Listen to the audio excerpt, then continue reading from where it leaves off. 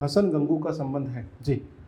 हसन गंगू का संबंध है बहमनी साम्राज्य से, विजयनगर साम्राज्य से, शैलेंद्र वंशी शासकों से, या उपरोक्त में से कोई नहीं। सुल्तान या फिर कहें सल्तनत काल में मोहम्मद बिन तुगलक के समय हसन गंगू, जिसका एक अन्य नाम था अबुल मुजफ्फर अलाउद्दीन बहमन शाह, जिसने बहमनी साम्राज्य की स्थापना की थी।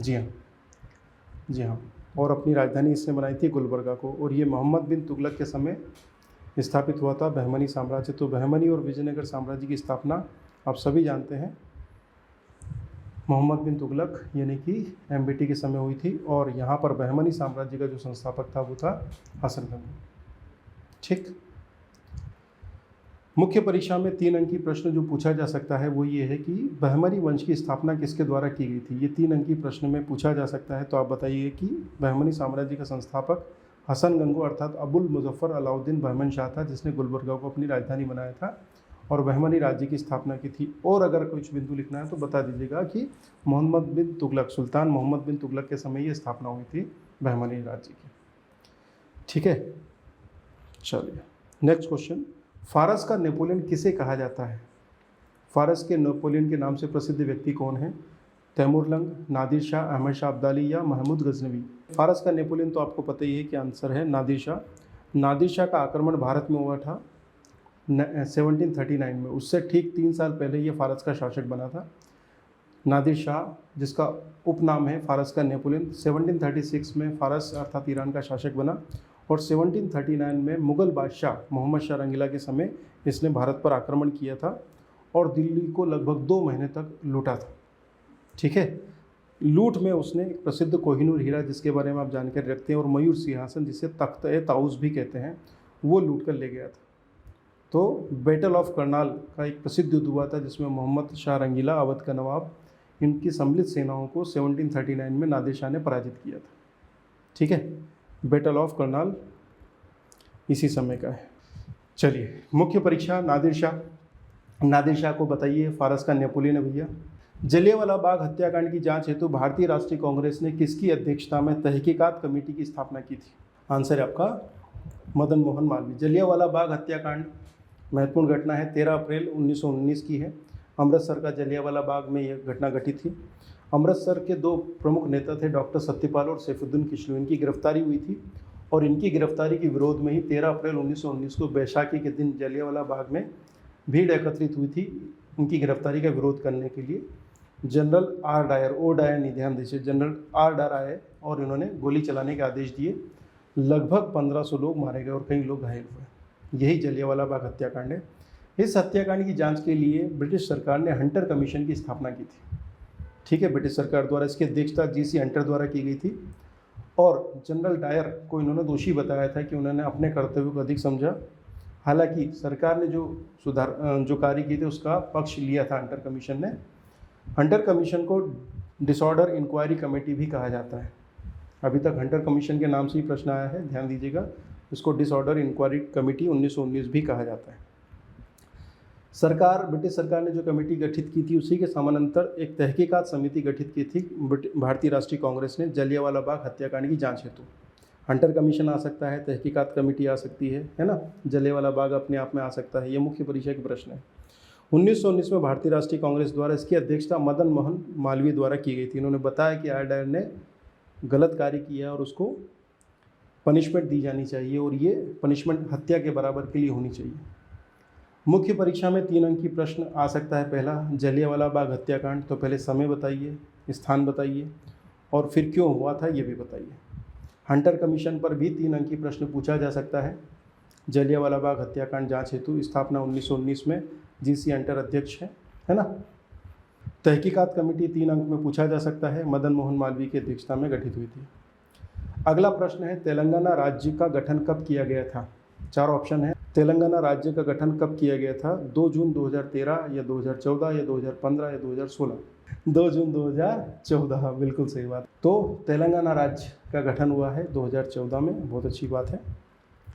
तेलंगाना राज्य का गठन 2 जून 2014 में। राजधानी अगले 10 सालों के लिए हैदराबाद ही है। आंध्र प्रदेश पुनर्गठन अधिनियम 2013 द्वारा गठित किया गया भारत का 29वां राज्य है तेलंगाना। मुख्य परीक्षा में 3 अंक की प्रश्न में पूछा जा सकता है तेलंगाना राज्य का गठन। यही जो जानकारी इधर दी गई है इसको आप लिख सकते हैं। ठीक। भारतीय संविधान के किस अनुच्छेद के अंतर्गत किसी व्यक्ति को साक्षी होने से संरक्षण प्रदान किया गया? साक्षी मतलब स्वयं के विरुद्ध, स्वयं के विरुद्ध साक्षी होने से संरक्षण प्रदान किया गया है। आर्टिकल 19, 20, 21 या 22। पुलिस आपको पकड़ ले और बहुत पीटे कि भैया अपने विरुद्ध गवाही दो, तो कहा ना, हमारे पास आर्टिकल 20 है, फंडामेंटल राइट्स है हमारा, कि आप हमें जबरदस्ती खुद के विरुद्ध साक्षी होने से संरक्षण प्रदान करता है। भारतीय संविधान का अनुच्छेद 20(3) के अनुसार किसी अपराध के लिए बंधक बनाए गए व्यक्ति को स्वयं के विरुद्ध साक्ष्य देने के लिए बाध्य नहीं किया जा सकता। ठीक है, हाँ, 20(3) का उल्लेख हो गया। हालांकि वो अपने रक्त के नमूने देने या फिर फिंगरप्रिंट्स देने, डीएनए टेस्ट करवाने से मना नहीं कर सकता। हालांकि कुछ टेस्ट जो हैं जैसे कि नार्को विश्लेषण है, पॉलीग्राफिक टेस्ट है, बैंड फिंगरप्रिंटिंग है, ये जो है ये न्यायालय के आदेश के पश्चात ही हो सकता है।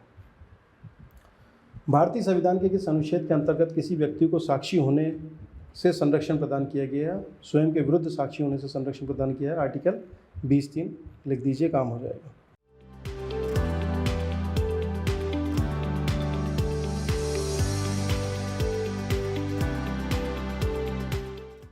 अगला, भारतीय संविधान के किस अनुच्छेद के अंतर्गत लेखानुदान, जिसको वोट ऑन अकाउंट भी बोलते हैं, के संबंध में प्रावधान किया गया है? वोट ऑन अकाउंट या लेखानुदान के संबंध में उल्लेख या प्रावधान जो है वो आपको मिलेगा अनुच्छेद 116 के अंतर्गत। भारतीय संविधान का अनुच्छेद 116 वोट ऑन अकाउंट की बात करता है। यदि किसी वित्तीय वर्ष के लिए बजट वित्तीय वर्ष की समाप्ति से पहले पारित करना संभव नहीं होता है तो लोकसभा बजट की प्रक्रिया पूरे होने तक किसी वित्त वर्ष के एक भाग के लिए भारत की संचित निधि से अग्रिम अनुदान दे सकती है, जिसे लेखानुदान कहा जाता है। आप सभी जानते हैं कि बजट के पारित होने के पश्चात ही संचित निधि से धन निष्कासन संभव है, परंतु अगर किसी कारण से लेट लतीफ़ी हो रही है तो शासन के कार्य को तो रोका नहीं जा सकता। तो जो अग्रिम पैसा निकालने की अनुमति है संचित निधि से, उसी को वोट ऑन अकाउंट बोलते हैं। बस यही है। लेखानुदान किसी वित्तीय वर्ष की अनुमानित राशि का 1/6 या 2 माह के लिए राशि के बराबर हो सकता है, पर चुनाव वाले वर्ष में यह अवधि 4 माह तक हो सकती है। इसका मतलब समझ लीजिए, मान लीजिए कि 100 रुपया खर्च होना है तो आप कितना ले सकते हैं? 100 रुपये का 1/6 भाग, या सामान्य सालों में कुल 12 महीने के खर्च का 2 महीने का खर्च ले लीजिए, 10 महीने का फिर देख लेंगे।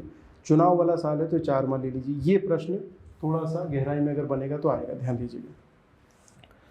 लेखानुदान पे कोई बहस नहीं होती कि भैया वैसे ही बेचारे गरीबी में चल रहे हैं, कहाँ से बात करेंगे। रेल बजट के संदर्भ में ये प्रावधान लागू नहीं है। लेखानुदान पर टिप्पणी कीजिए, 5 अंक की प्रश्न है, ये आ सकता है, लिख के दिया है, कर लीजिएगा। अगला, राज्य विधानमंडलों के संदर्भ में गणपूर्ति क्या है? गणपूर्ति कोरम जिसको बोलते हैं, कि राज्य विधानमंडल काम करते रहे। विधानमंडल मतलब उच्च सदन और निम्न सदन दोनों सभा है, विधानसभा विधान परिषद दोनों के लिए लागू है। तो कुल निर्वाचित सदस्यों का या कुल सदस्य संख्या है उसका कितना प्रतिशत भाग वहाँ पर उपस्थित हों तो कोरम पूरा मान लिया जाएगा। बस यही आंसर है जी। सदन की कुल संख्या का 20%, सदन की कुल संख्या का 15%, सदन की कुल संख्या का 10% या सदन की कुल संख्या का 5%, कितना प्रतिशत होना चाहिए भाई? राज्य विधानमंडलों के संदर्भ में यह आएगा आपका, जी हाँ बिल्कुल, ये हो जाएगा 10%। भारतीय संविधान के अनुच्छेद 189(3) को अगर आप पढ़ेंगे तो आपको गणपूर्ति मिल जाएगी, ठीक है, 10%। राज्य विधानमंडल में गणपूर्ति 3 अंक के लिए पूछा जा सकता है। अगला, केंद्र व राज्य के संबंधों के संदर्भ में तथा उनके बीच शक्तियों के वितरण संबंधी प्रावधानों पर विचार हेतु किस वर्ष सरकारी आयोग का गठन किया गया था? सीधा सा प्रश्न है कि सरकारी आयोग का गठन किस वर्ष किया गया था? जी, सरकारी आयोग का गठन किस वर्ष किया गया था? 1980 में, 81 में, 82 में, 83 में? एमपीपीएससी का तरीका यही है, वो ऐसे करके देते हैं। आंसर है 1983। 1983 में सरकारी आयोग का गठन किया गया था। केंद्र व राज्य सरकारों के संबंधों पर या वित्तीय संबंधों पर गठित है, ठीक है। इंदिरा गांधी सरकार थी 1983 में। केंद्र व राज्यों के संबंधों पर गठित हमारा सरकारी आयोग 1987 में रिपोर्ट प्रस्तुत। मध्य प्रदेश से होकर गुजरने वाले नेशनल हाईवे क्रमांक 3 किस स्थान से होकर नहीं गुजरता है? गुजरता, ये एक्स्ट्रा हो गया, इसको हटाइएगा। 4 ऑप्शन है, देवास, गुना, शिवपुरी, या ऑप्शन डी उपरोक्त में से कोई नहीं। देवास, गुना, शिवपुरी तीनों से होकर गुजरता है। ये देख लीजिए, यहाँ पे अगर आप गौर करेंगे तो ये है NH3, बम्बई से आगरा की तरफ जाता है। तो मैं आपको यहाँ बता देता हूँ, मुंबई से चले हैं नासिक के धुले, धुले से अगर आप बढ़ेंगे तो फिर ये सेंधवा आ जाइए, उसके बाद ठिकरी, गुजरी, महू, इंदौर, मांगलिया, देवास, मक्सी, शाजापुर, सारंगपुर, कर्नावास, फिर गुना आ जाएगा, फिर आ जाएगा आपका शिवपुरी, शिवपुरी के बाद में आ जाइए ग्वालियर, ग्वालियर के बाद में इसी तरफ अगर आप बढ़ेंगे तो फिर धौलपुर होते हुए आगरा पहुंच जाएंगे। तो इंदौर, देवास, गुना, शिवपुरी, ग्वालियर, मुरैना से होते हुए NH3 जाता है। परिवहन से एक आध प्रश्न आता है हर साल, है ना, ध्यान दीजिएगा। इसी संदर्भ में कुछ प्रश्न मैं फ्रेम कर रहा हूँ। भारतीय संविधान के किस अनुच्छेद के अंतर्गत राज्य निर्वाचन आयोग के गठन का प्रावधान किया गया? राज्य निर्वाचन आयोग, पंचायत राज प्रणाली स्थापित होने के पश्चात राज्य निर्वाचन आयोग के गठन का प्रावधान भारतीय संविधान का अनुच्छेद 243 ट, है ना, 243 ट में किया गया है। ठीक, इसमें क्या करेंगे? पंचायतों तथा नगर पालिकाओं के चुनाव हेतु, लोकल बॉडीज़ के चुनाव हेतु किया जा रहा है, ध्यान दीजिएगा। निर्वाचन आयुक्त की नियुक्ति तथा सेवा शर्तों का निर्धारण राज्यपाल द्वारा किया जाएगा। इसके अलावा कुछ अन्य आर्टिकल है जो कि महत्वपूर्ण है, जैसे कि 243 घ, इसमें पंचायतों में स्थानों का आरक्षण, 243 ड़ पंचायतों का कार्यकाल, 243 च पंचायतों के सदस्यों की योग्यताएं, 243 ज पंचायतों के कार्य और 243 झ पंचायतों के लिए वित्त आयोग का गठन। राज्य निर्वाचन आयोग के गठन पर टिप्पणी कीजिए। 5 अंक की प्रश्न है, इसका पूरा उत्तर लिख के दिया है। खुश रहिए, एकदम बढ़िया।